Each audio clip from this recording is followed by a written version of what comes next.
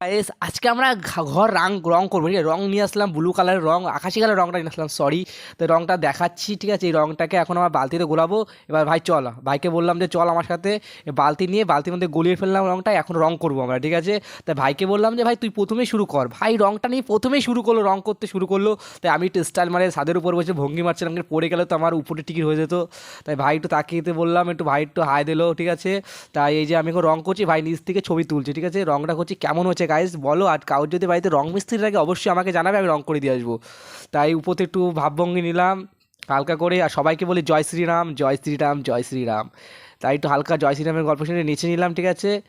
আর তাই আজকে রাম ভক্ত, তাই রাম পুজো, তাই রাম পুজোটা সকালবেলা আমার ঠাকুমা দিয়ে দিলো। তাই সবাইকে বলেছি, আর যারা যারা রাম ভক্ত অবশ্যই কমেন্টে জয় শ্রীরাম বলেই দেখাবে, ঠিক আছে?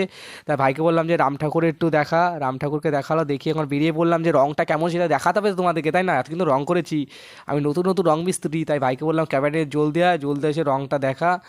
আর গায়েস এখন এই যে আমরা রং করেছি, রংটা হচ্ছে এই দেখো আমাদের বাড়ির রং করেছি, কেমন হচ্ছে অবশ্যই বলবে। আর কাউ যে মিস্ত্রিটাকে অবশ্যই কমেন্ট বক্সে জানাবে।